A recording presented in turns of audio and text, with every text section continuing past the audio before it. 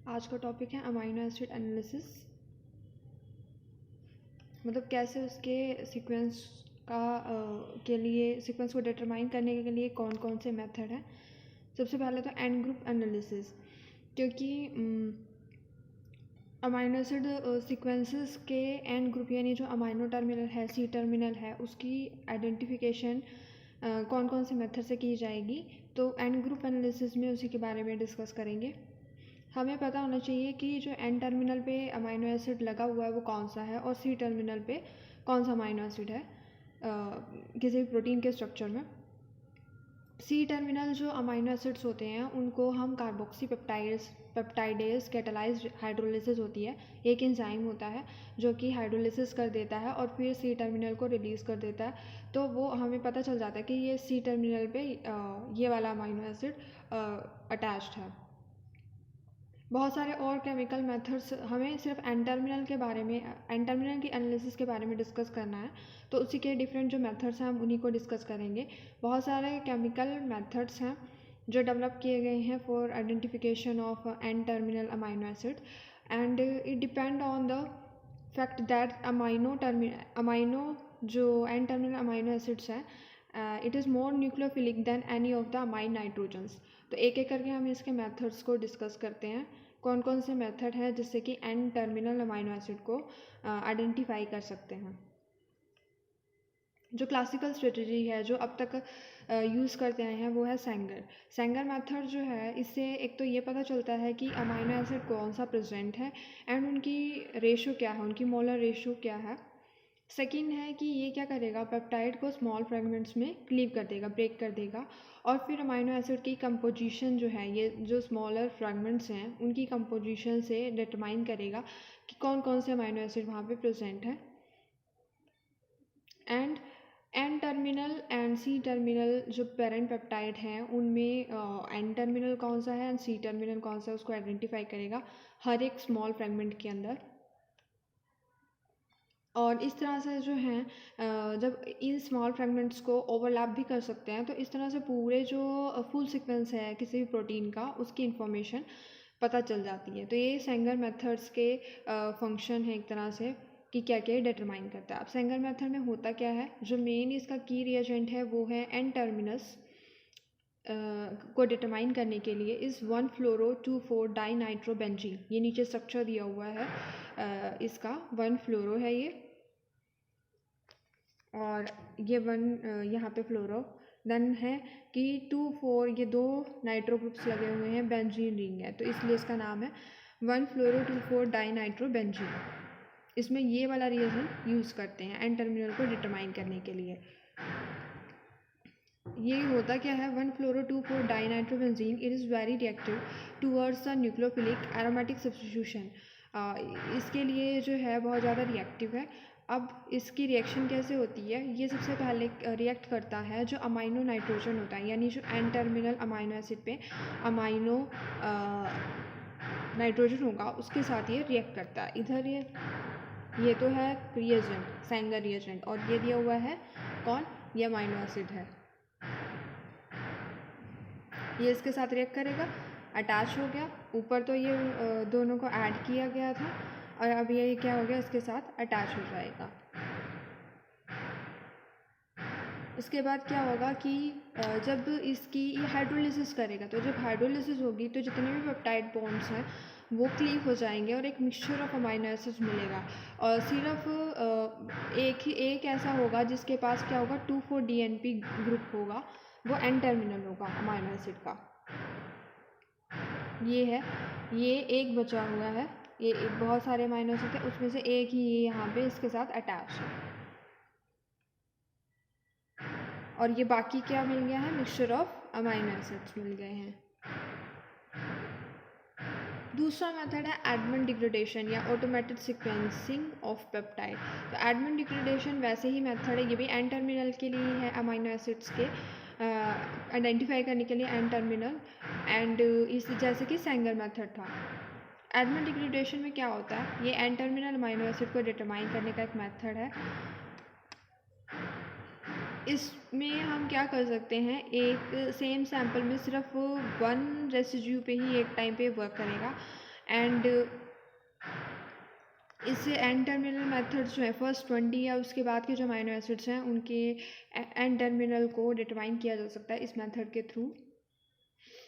इसके लिए 10⁻⁻10 ग्राम का सैंपल इज़ सफिशेंट एंड ये ऑटोमेटेड मेथड है। तो सब जो की रिएजेंट है एडमंड डिग्रेडेशन में वो है फिनाइल आइसोथायोसाइनेट, ये इसका स्ट्रक्चर दिया हुआ है।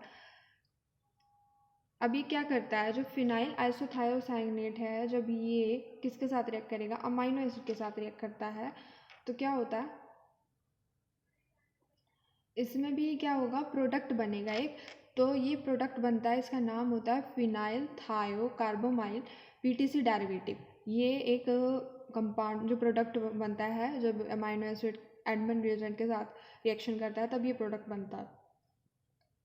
पीटीसी डेरिवेटिव क्या है, it is then treated with, इसको फिर ट्रीट किया जाता है HCl के साथ एंड इन अनहाइड्रस सॉल्वेंट। तो एन टर्मिनल होता है अमाइनो एसिड का, वो जो बाकी सारे पेप्टाइड होते हैं उनसे ये अलग हो जाता है, क्लीव हो जाता है। तो ये काम होता है एडमंड डिग्रेडेशन का कि वो एन टर्मिनल को सेपरेट कर देता है क्लीव करके then the remainder of the peptide से। अब यहाँ पे इसने यही किया, जो अमाइनो टर्मिनल था उसको ये HCl से जब ट्रीट किया तो ये इसने अलग कर दिया और ये बाकी स्ट्रक्चर यहाँ पे आ गया। अब जो प्रोडक्ट बनता है जब ये HCl से रिएक्ट कर जाता है तो वो बनता है थियाजुलोन एंड थियाजुलोन जो है दोबारा से ये क्या करता है, रीअरेंज अगर हो जाता है तो फिर ये दोबारा से वही वाला डेरिवेटिव बना देता है, फिनाइल थायो हाइडानटोइन PTH डेरिवेटिव जो था उसको बना देता है।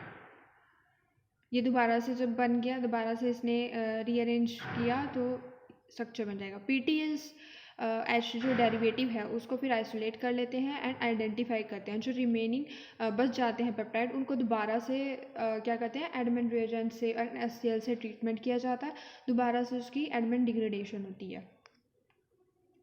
एक अनदर मेथड होता है डिटरमाइन करने के लिए, अमाइनो एसिड की एनालिसिस करने के लिए, वो होता है डेंसाइल क्लोराइड। डेंसाइल क्लोराइड रिएजेंट क्या करता है, अमाइनो टर्मिनल अमाइनो एसिड्स के जो अमाइनो टर्मिनल होते हैं एन टर्मिनल उनके साथ रिएक्ट करता है। एन टर्मिनल को अमाइनो भी बोलते हैं क्योंकि वहाँ NH2 ग्रुप लगा होता है इसलिए। एंड देन फिर जब एसिड हाइड्रोलिसिस होती है तो जितने भी अमाइनो एसिड प्लस जो एन टर्मिनल होता है वो एक मतलब अमाइनो एसिड्स मिल जाते हैं और साथ में कौन मिलता है, एन टर्मिनल मिलता है एक जो किससे मॉडिफाइड हो चुका होता है, डेंसाइल ग्रुप जिस पे अटैच होता है। इस ये जो मॉडिफाइड अमाइनो एसिड होता है वो हाईली फ्लोरोसेंट होता है एंड इसकी डिटेक्शन की जा सकती है, मतलब इसीलिए जो स्मॉल अमाउंट ऑफ प्रोटीन होगा ना उसको भी डिटेक्ट किया जा सकता है इस मेथड से, डेंसाइल क्लोराइड से। इसी तरह एक होता है डबसाइल क्लोराइड। डबसाइल क्लोराइड भी कॉमनली यूज मेथड होता है फिर अमाइनो एसिड एनालिसिस के लिए, क्योंकि ये फ्लोरोसेंट डेरिवेटिव फॉर्म करता है लाइक द डेंसाइल क्लोराइड और इसको भी डिटेक्ट कर सकते हैं विद हाई सेंसिटिविटी। ये भी क्या करता है, NH2 जो एन टर्मिनल होता है उसके साथ ये रिएक्ट करता है और फॉर्म करता है सल्फोनामाइड डेरिवेटिव। ये स्टेबल होता है जब पेप्टाइड बॉन्ड की हाइड्रोलिसिस हो रही होती है उस टाइम पे। डेंसाइल क्लोराइड जो है वो एक वैल्यूएबल लेबलिंग रिएजेंट है क्योंकि ये क्या फॉर्म करता है, फ्लोरोसेंट डेरिवेटिव फॉर्म करता है सल्फोनामाइड, और इसको अमाइनो टर्मिनल के लिए यूज़ करते हैं जैसे कि डेंसाइल भी उसी के लिए यूज़ होता है एन टर्मिनल की डिटर्मिनेशन के लिए, एंड डबसाइल भी, दोनों ये सारे मेथड्स एन टर्मिनल के लिए ही हैं, Sanger, Edman degradation, dansyl and dabsyl chloride. But same peptide पे इसको रिपीटली यूज़ नहीं कर सकते हैं, जैसे कि जो एडमंड डिग्रेडेशन था वो सेम पेप्टाइड पे दोबारा एक्ट कर सकता था बट ये नहीं करेगा क्योंकि यहाँ पे जो पेप्टाइड होता है वो टोटली डिग्रेडेटेड हो जाता है एसिड हाइड्रोलिसिस स्टेप में, इसलिए सारा जो सीक्वेंस इन्फॉर्मेशन है वो लॉस्ट हो जाता है। तो ये दूसरे पेप्टाइड पे जब एक्ट करेगा तभी ये स्ट्रक्चर सीक्वेंस की इन्फॉर्मेशन दे सकता है। ये इसका रिएक्शन है।